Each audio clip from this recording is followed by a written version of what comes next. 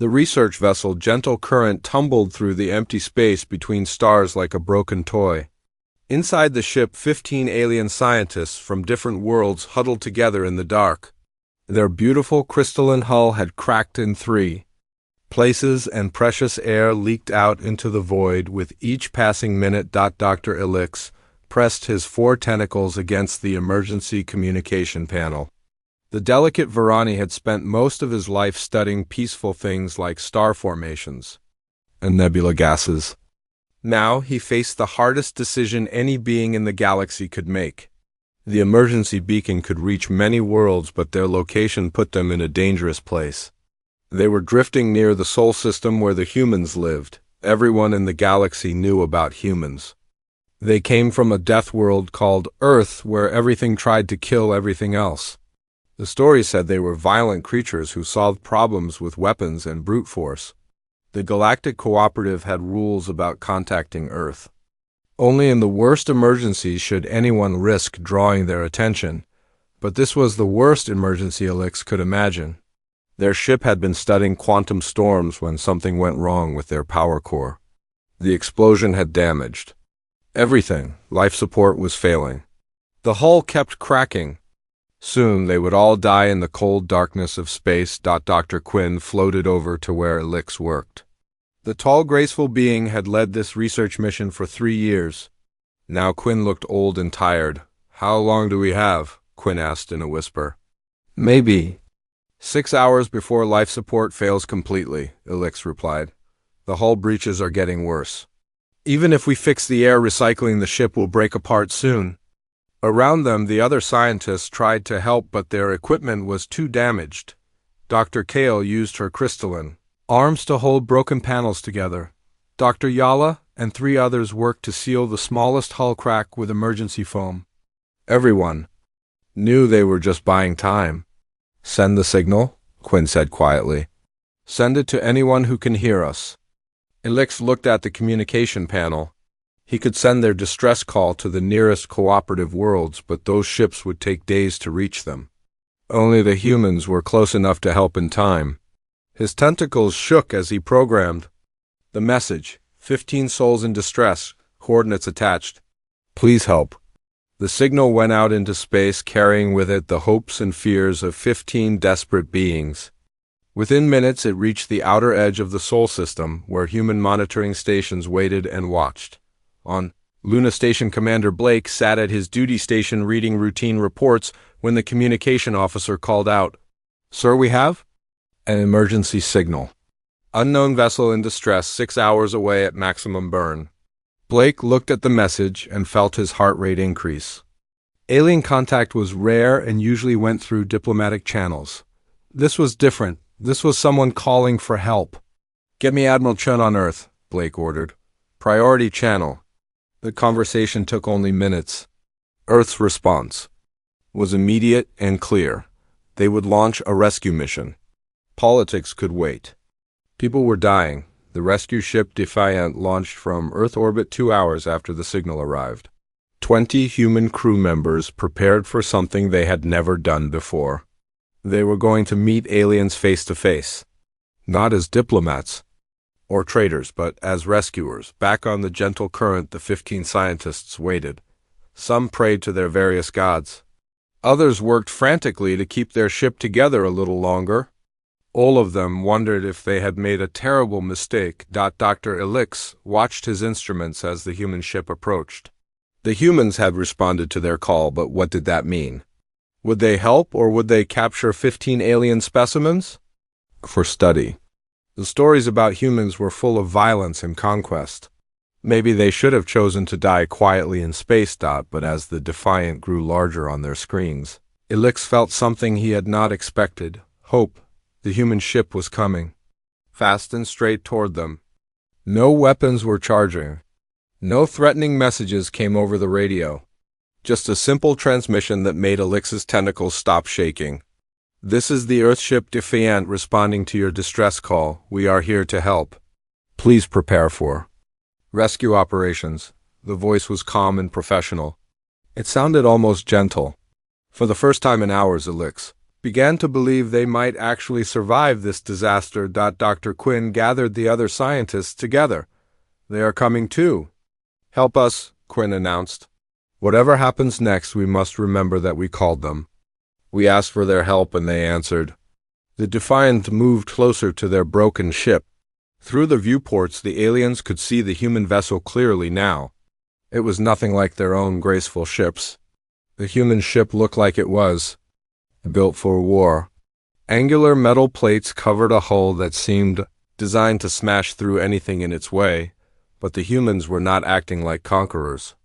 They were moving carefully around the damaged alien ship. They were scanning for life signs and structural damage. They were preparing to save 15 beings they had never met before. Dr. Yala pressed her furry face against a viewport. "They could have ignored our call," she whispered. "They could have left us to die. Why are they helping us?" "Maybe," said Dr. Kale, "the stories about humans are wrong." The thought was so shocking that none of the aliens spoke for several minutes. What if everything the galaxy believed about humans was based on fear and misunderstanding? What if these legendary Deathworlders were not monsters at all? As the human ship moved into position to begin rescue operations, the 15 alien scientists prepared to learn the truth about humanity. They had called for help from the most feared species in the galaxy. Now they would discover whether that fear was justified or whether they were about to meet their saviors. The Defiant extended its docking tube toward the broken alien ship. In a few minutes, first contact would begin. Not in some diplomatic meeting room, but in a desperate rescue operation in the depths of space. The galaxy was about to change forever. Dr. Emma Walsh checked her medical kit one final time as the Defiant moved closer to the alien vessel. She had studied alien physiology for years, but only from theoretical data and blurry photographs. Now she was about to treat beings from other worlds. Her hands were steady, but her mind raced with questions about their biology and medical needs. The alien ship looked like a work of art floating in space. Its translucent hull seemed to glow with inner light, and the organic curves reminded Emma of deep-sea creatures from Earth, but the beauty was ruined by the obvious damage. Great cracks ran along the hull and atmosphere vented from multiple breaches, like blood from wounds. "Medical teams prepare for contact," announced the ship's communication officer. "The aliens are sending us data about their biology and atmosphere requirements." Emma studied the information flowing across her screen. 15 beings from 6 different species. Some breathed oxygen like humans. Others needed methane or sulfur compounds. Their body temperatures ranged from near freezing to almost boiling. This would be the most challenging medical situation of her career. Through the ship's cameras, she could see the aliens moving around inside their damaged vessel. They moved slowly and carefully, like beings who were very hurt or very afraid. Probably both, Emma thought as she prepared her equipment. The docking tube connected with a soft metallic sound. Emma felt the Defiant shudder slightly as the two ships linked together. Air pressure equalized with a hiss and the inner doors opened. Emma stepped forward with her medical team behind her. The first thing she noticed was the smell. Not bad exactly, but completely alien. Like flowers mixed with metal and something else she could not identify. The second thing she noticed was how quiet it was. No one was screaming or crying. These beings faced death with dignity. Dr. Quinn floated toward them through the low gravity. The tall alien moved with fluid grace despite obvious injuries. Burns covered one side of Quinn's body and one arm hung at an odd angle. But the alien's large eyes showed intelligence and desperate hope. "You came?" Quinn said in perfect but strangely accented English. "You actually came to help us." "Of course we came," Emma replied gently. "You sent a distress call." "We always answer distress calls." The alien stared at her in shock. Emma realized they had expected something very different from their first meeting with humans. They had probably expected violence or threats. Instead, they were getting medical care and reassurance. "Can you tell me about your injuries, Emma?" asked Quinn. "And what kind of atmosphere and temperature you need to be comfortable." As she worked, Emma noticed how the other aliens watched her every move. They seemed amazed that she was being gentle with their leader. Did they really think humans would hurt beings who had asked for help? Emma wondered. Dr. Kale approached cautiously. The crystalline being's body showed stress fractures that looked painful. Are you going to take us prisoner? Kale asked quietly. Emma looked up from her scanner. Prisoner? Why would we do that? You're injured and your ship is damaged. We're here to help you get somewhere safe. But you are humans, whispered Dr. Yala from across the room. Everyone knows humans are dangerous. The stories say you conquer and destroy everything you encounter. Emma felt a flash of anger but pushed it down. These beings were scared and hurt. They had probably never met a human before. All they knew were stories and rumors. Look, she said carefully, I know what the galaxy thinks about humans. But those stories are not the whole truth. Yes, we can be dangerous when we need to be. But we're also doctors and teachers and artists. We have families and friends. We care about other people. She gestured to her medical team who were working on other injured aliens.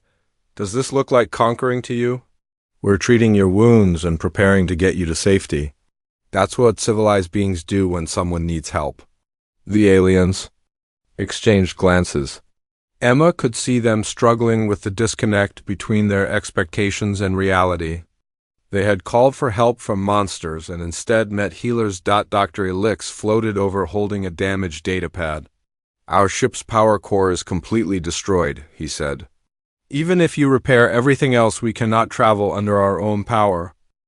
That's not a problem, Emma replied. We have room for all of you on our ship.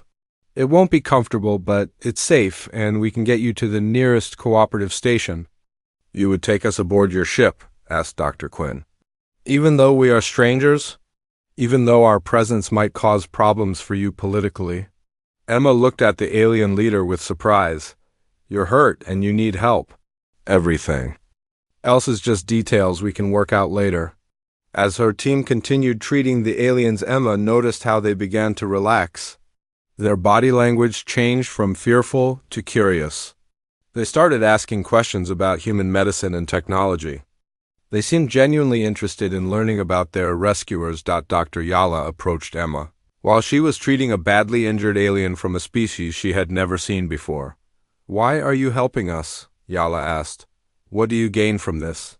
Emma thought about the question as she carefully cleaned a wound that glowed with bioluminescent blood. What do we gain? She repeated. We gain the knowledge that 15 beings who were going to die are now going to live. We gain the satisfaction of doing the right thing. We gain the possibility of friendship with people we never would have met otherwise. That's all, Yala pressed. You don't want to study us or learn our secrets or use us somehow. Maybe some humans would, Emma admitted, but not us, not today. Today we're just people helping people. The alien's furry face showed confusion. People helping people, is that really how humans think? Emma smiled. It's how the best humans think, it's how we try to think. It's not always easy, but it's what makes us better than our worst stories.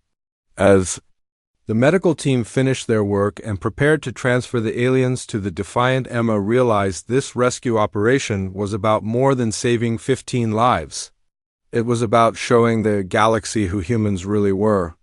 Not the monsters from scary stories, but beings capable of compassion and sacrifice. The first real contact between humans and aliens had begun with a desperate plea for help. Now it was continuing with healing and hope. Emma had a feeling this was just the beginning of something much bigger than a simple rescue mission.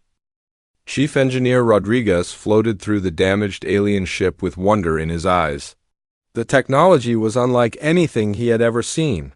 Where human ships used heavy metal and ceramic composites, the aliens had grown their vessel from some kind of living crystal. The walls pulsed with faint light and the corridors curved like natural caves, but the damage was extensive.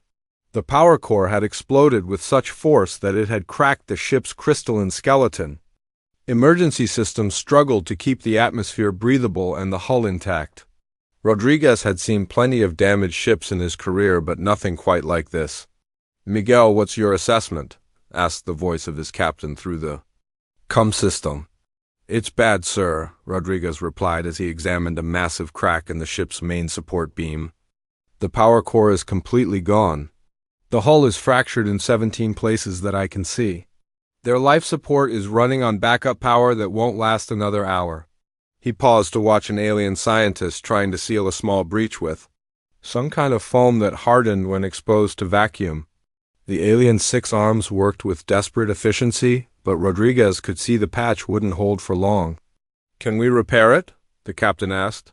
Not with what we have here, Rodriguez replied. This ship was grown, not built. I don't have the tools or materials to fix living crystal, but I can patch the worst damage and maybe get their life support stable enough for transport. Rodriguez called his engineering team aboard and they went to work with typical human determination. They couldn't fix the alien ship, but they could keep it from falling apart long enough to get everyone to safety. The alien scientists watched in amazement as the humans worked. They had expected the legendary Deathworlders to be clumsy and violent. Instead, they saw beings who approached problems with creativity and stubborn persistence. Dr. Kale approached Rodriguez as he worked on sealing a hull breach. Your repair methods are very different from ours, she observed. We would try to regrow the damaged crystal. You simply cover it with metal patches. Different doesn't mean wrong, Rodriguez replied as he welded a steel plate over the crack. Sometimes you need to fix something fast and worry about making it pretty later. Right now, keeping you alive is more important than keeping your ship looking good? The crystalline alien tilted her head in confusion. You are not concerned about damaging our technology. Most species would want to study our ship before repairing it. Rodriguez stopped working and looked at her directly. Lady, your ship is falling apart and you're all going to die if we don't fix it. I don't care if it's made of solid gold and powered by unicorn tears. Right now, it's just a machine that needs to be fixed. Dr. Elix floated over to where another human engineer was working on the life support system. The human had somehow connected their portable air recycler to the alien ship's atmospheric processors. It shouldn't have worked, but somehow it did. How did you know to connect those systems? Elix asked. Our technology is completely different from yours. Engineer Park looked up from her work. Air is air, she said simply. Doesn't matter what kind of machine makes it or cleans it. The basic principles are the same. You just have to be creative about making the connections. As the humans worked, they shared their tools and knowledge freely with the alien scientists. They showed them how to use magnetic clamps to hold broken pieces together. They taught them to use polymer foam to seal small cracks. They explained how to jury-rig damaged systems with spare parts and determination. Dr. Yala watched in fascination as Rodriguez solved a power distribution problem by running cables through emergency access tunnels. You seem to enjoy fixing things, she observed. Best part of the job, Rodriguez replied with a grin. Taking something broken and making it work again. Doesn't matter if it's a human machine or an alien one. The satisfaction is the same. The alien scientists began to understand something important about humans. They weren't just strong and tough. They were also incredibly practical. Where other species might spend hours analyzing a problem, humans would try 3 different solutions in the same time. Dr. Quinn floated over to where Rodriguez was finishing the last major hull repair. Your people work very efficiently, Quinn said, but you are taking significant risks to help us. Why? Rodriguez secured the final patch and tested the seal. Because that's what you do, he replied. Someone needs help, so you help them. It's not complicated. But we are strangers, Quinn pressed. Our species have never met before. You don't know if we can be trusted.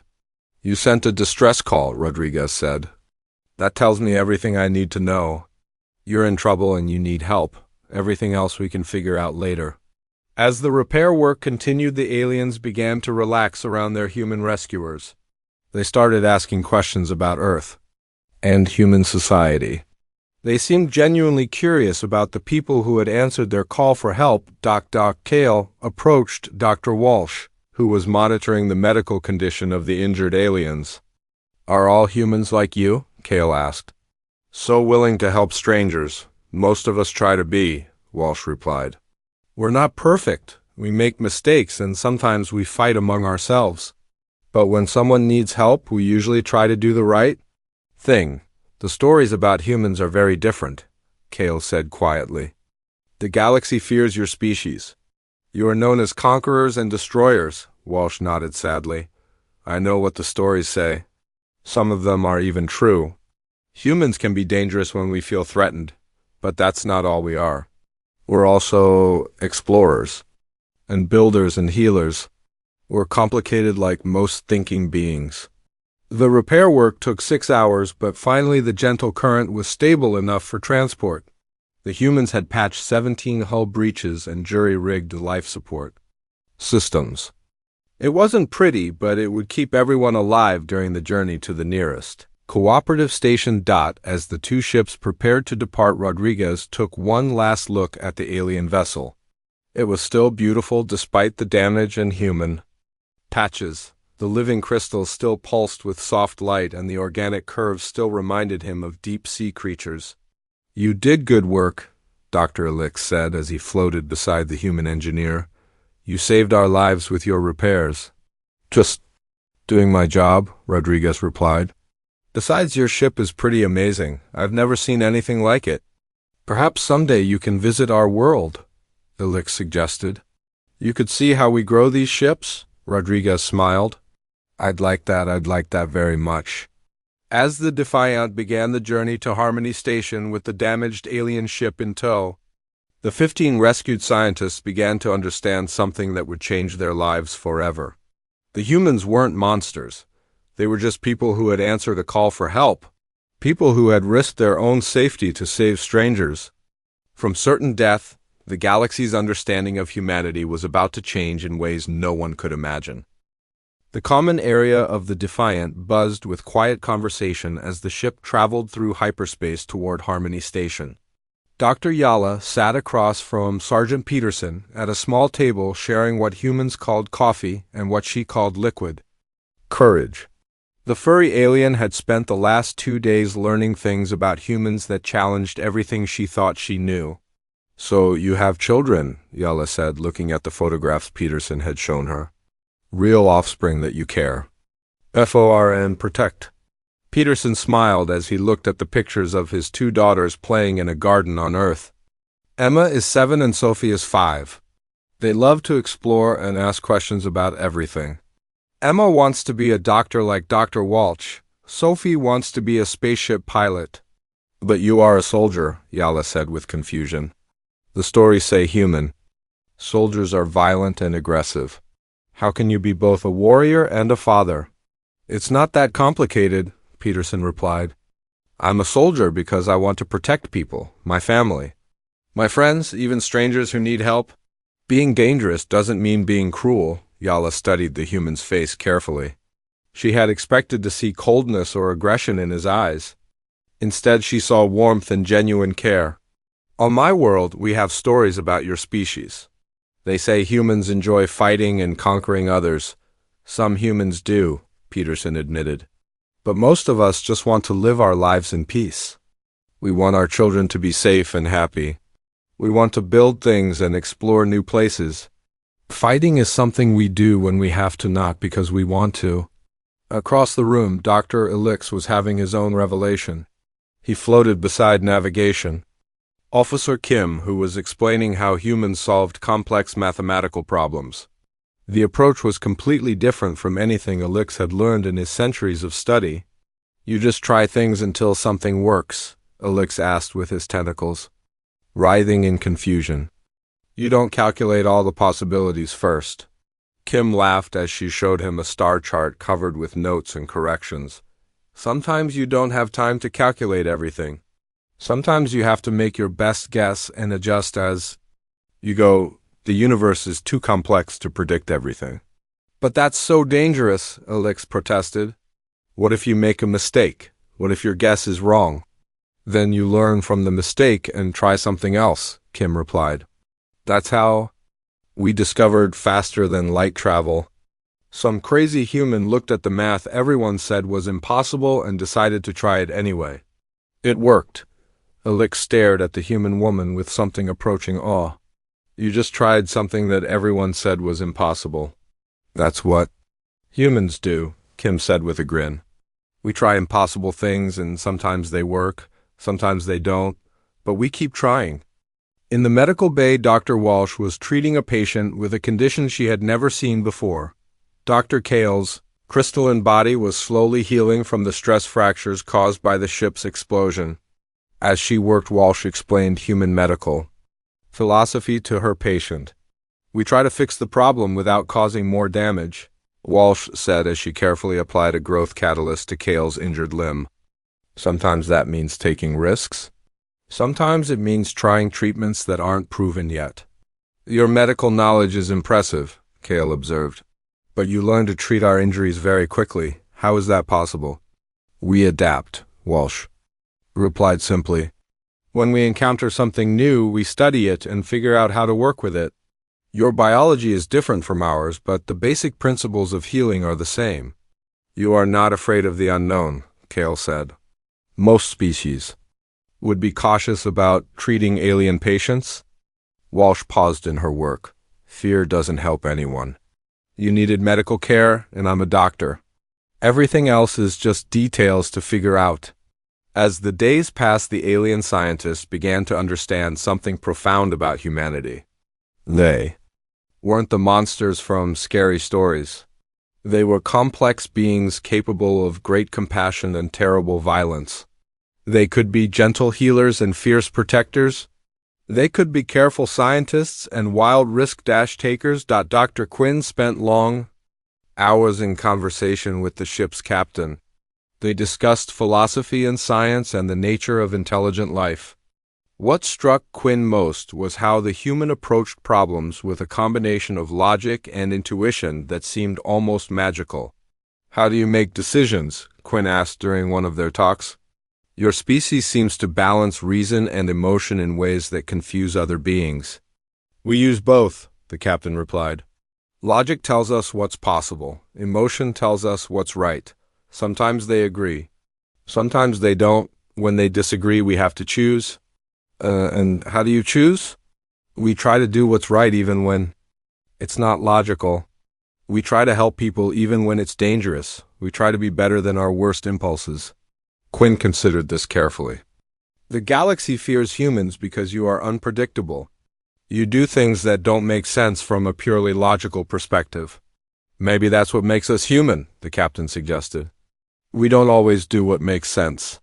We do what we think is right. As the Defiant approached Harmony Station, the 15 alien scientists faced a difficult decision. They had been sworn to secrecy about their research mission, but their rescue had created an unprecedented situation. They had learned things about humanity that could change the galaxy's understanding of the species. Dr. Yala approached Dr. Walsh as the ship prepared to dock. What will happen to us now? She asked. Will your government want to question us? Will there be problems because you rescued us? I don't know, Walsh admitted. This is the first time humans have rescued aliens. There will probably be a lot of meetings and reports. But that's not your problem. You're safe now, and that's what matters. But it could cause difficulties for you, Yala pressed. Political complications with your leaders? Walsh shrugged. Politics is above my pay grade. I'm a doctor. I treat people who need help. Let the politicians worry about the complications. Dr. Alex floated over to join the conversation. Your species is very different from what we expected, he said. The stories about humans are largely wrong. What stories? Walsh asked. That you are violent conquerors who destroy everything you encounter. That you care only for power and domination. That you see other species as enemies to be defeated. Walsh looked sad. Some of those stories are probably true. Humans aren't perfect. We've made mistakes and sometimes we've hurt people we should have helped. But we're also capable of better things. As the ship docked at Harmony Station, the aliens prepared to leave the vessel that had saved their lives. They carried with them a new understanding of humanity that would spread throughout the galaxy like ripples in a pond. The humans had answered their distress call without hesitation. They had treated alien injuries with skill and compassion. They had shared their knowledge and tools freely. They had asked for nothing in return except the satisfaction of helping someone in need. Dr. Quinn was the last to leave the ship.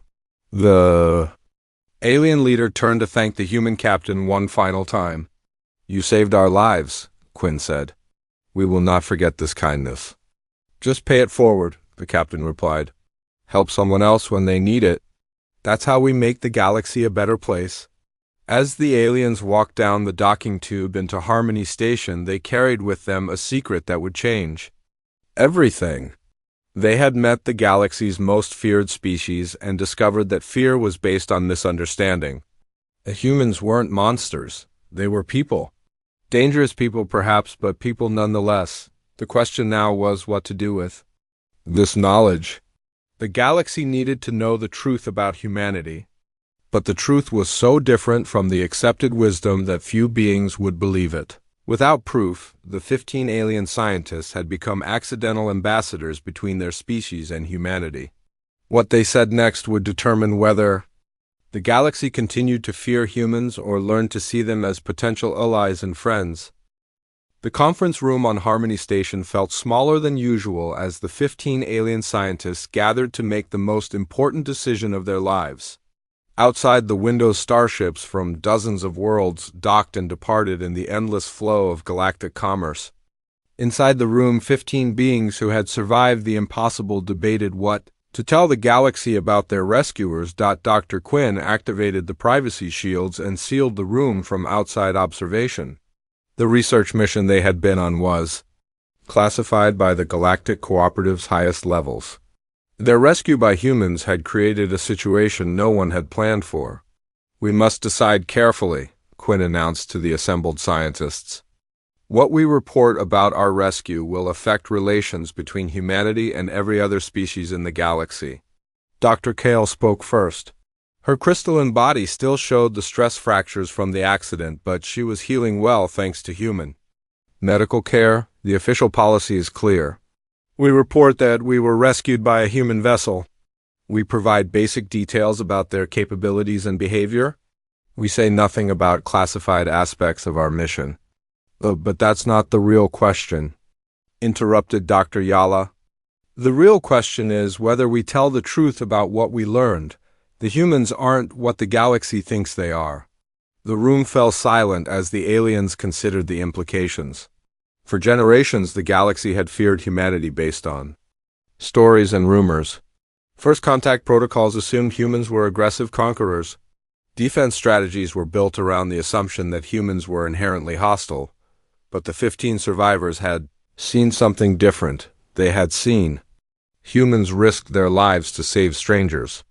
They had seen human doctors treat alien patients with skill and compassion. They had seen human engineers share their knowledge freely. They had seen human soldiers who were also fathers and philosophers. Dr. Elix floated nervously as he spoke. "If we report what we actually experienced, it could change everything. Trade, agreements, defense pacts, first contact protocols. All of it assumes humans are dangerous enemies." "They are dangerous," pointed out Dr. Voss, a tall insectoid being who had barely spoken during the rescue. "We all saw their ship. We all saw how strong they are. The stories about human military might are not exaggerated. But they're not evil," Yala said firmly. "Dangerous and evil are not the same thing. They have weapons because they need to protect themselves. They have strong bodies because they evolved on a harsh world. But they use that strength to help us, not hurt us." Dr. Quinn considered the debate carefully. As mission leader, the final decision would rest with Quinn, but the other scientists deserved to be heard. "What exactly would we report?" Quinn asked. "That humans are not monsters, that they showed us kindness, that they asked for nothing in return."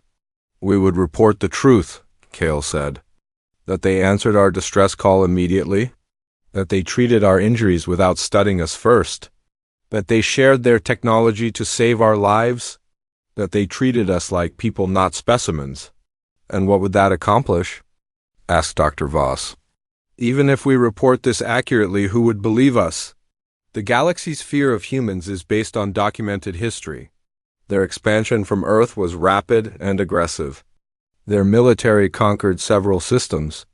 Conquered or liberated? Yala asked quietly. Did anyone ask what those systems were like before the humans arrived? Maybe the humans weren't invading, maybe they were helping. The question hung in the air like a bomb waiting to explode. The galaxy's understanding of human expansion was based on reports from species that had opposed them. What if those reports were incomplete or biased? Dr. Elix began accessing historical records through his datapad. The Corvan Empire fought humans for control of the Rigel sector, he said, reading from official documents. The reports say humans used overwhelming force to conquer 3 worlds. But what were the Corvans doing to those worlds? Yala asked. The humans we met don't seem like conquerors. They seem like protectors. As Elix dug deeper into the records, a different picture began to emerge. The Corvan Empire had been strip mining the 3 worlds and enslaving their populations. The humans had responded to distress calls from the enslaved peoples. The overwhelming force had been used to free slaves, not conquer territory. The historical records are incomplete, Elix announced. The Corvans reported that humans attacked them, but they didn't explain why. They didn't mention the slave populations or the environmental destruction. Dr. Quinn felt a chill run through the room. Are you saying the galaxy's fear of humans is based on false information? I'm saying it's based on incomplete information, Elix replied. The humans did use military force. They did expand rapidly. But maybe they weren't the aggressors we thought they were. The implications were staggering.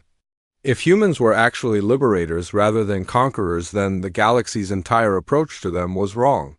The fear and suspicion that had kept humanity isolated might be based on misunderstanding. Dr. Kale spoke slowly as she processed the information.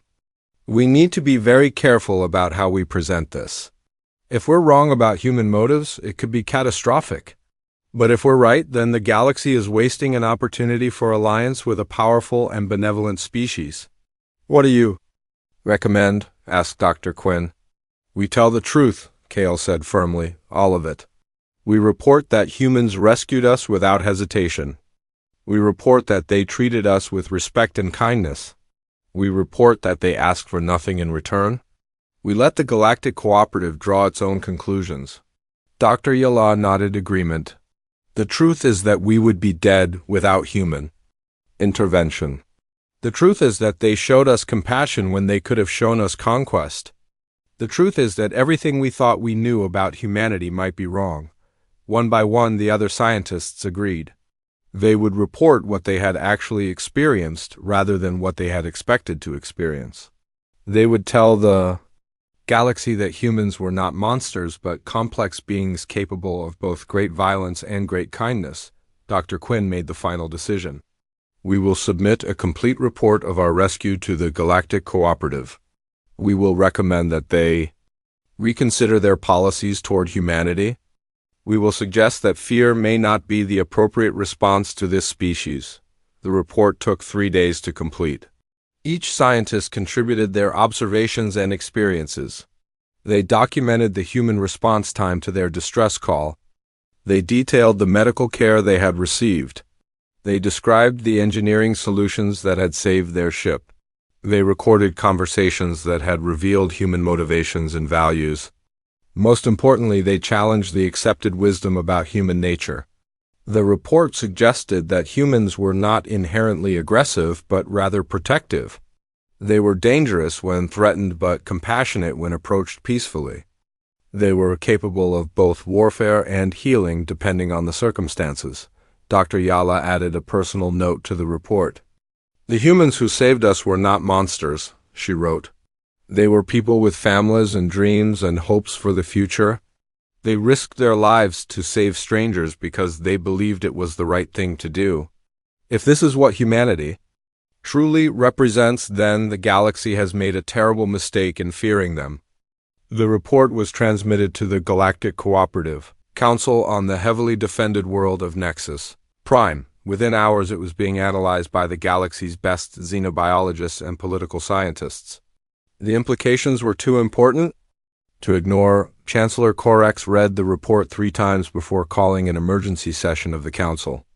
The elderly Manthari had spent decades crafting policies designed to contain what everyone believed was humanity's aggressive expansion. Now 15 respected scientists were suggesting those policies might be unnecessary. The evidence is compelling, Corex announced to the assembled representatives. These scientists have no reason to lie about their experiences. They were rescued by humans who showed them nothing but kindness and professionalism. But it's only 15 humans, argued Representative Vex of the Corvan Empire. How do we know they represent their entire species? Perhaps they were trying to deceive our scientists. To what end? Asked Dr. Quinn, who had been invited to present the report in person. They gained nothing from helping us. They asked for no payment or political concessions. They simply answered a distress call and saved our lives. The debate continued for hours as representatives struggled to reconcile the report with their preconceptions about humanity. Some argued that the rescue was an isolated incident. Others suggested it might be part of a larger deception designed to lower the galaxy's guard. But the evidence was difficult to ignore. The humans had responded to the distress call immediately. They had sophisticated medical and engineering capabilities. They had treated the aliens with respect and dignity. Most importantly, they had asked for nothing in return. Representative Zara of the Andrean Republic spoke carefully. If this report is accurate, then we have been preparing for the wrong kind of contact with humanity. Our first contact protocols assume hostility. Our defense strategies assume aggression. But perhaps we should be preparing for cooperation instead. Chancellor Corex made the decision that would change galactic history. We will send a diplomatic mission to the Sol system. We will attempt to establish formal contact with the human government. We will approach them as potential allies rather than inevitable enemies. The announcement sent shockwaves through the galaxy. After decades of fear and suspicion, the Galactic Cooperative was reaching out to humanity. The mission would be dangerous and uncertain, but the potential rewards were enormous. Dr. Quinn volunteered to join the diplomatic mission. I want to see their homeworld, Quinn explained. I want to understand how a species like this evolved. I want to learn what made them capable of both warfare and compassion. 6 months later, the diplomatic vessel Harmony approached Earth's outer solar system. The ship carried ambassadors from 17 different species and a message of peace and cooperation. The humans who had rescued 15 alien scientists were about to receive an unprecedented offer of friendship. The human response was immediate and enthusiastic. Earth's government had been hoping for exactly this kind of contact. They invited the alien diplomats to visit Earth and establish the first official embassy between humanity and the Galactic Cooperative. Dr. Yala was among the first aliens to set foot on Earth. She stood in a garden in Geneva watching human children play while their parents worked nearby. The scene was so normal and peaceful that it was difficult to believe these were the same beings the galaxy had feared for so long. They're just people, she said to Dr. Kale, who stood beside her. All this time we were afraid of people who are not so different from us. Perhaps that's the most important lesson, Kale replied. The galaxy is full of different species, but we're all just people trying to make our way in the universe. Some are more dangerous than others, but that doesn't make them evil. As trade agreements were signed and cultural exchanges began, the 15 alien scientists who had survived the impossible watched with satisfaction. Their decision to tell the truth about their rescue had changed everything. The galaxy's understanding of humanity had shifted from fear to hope.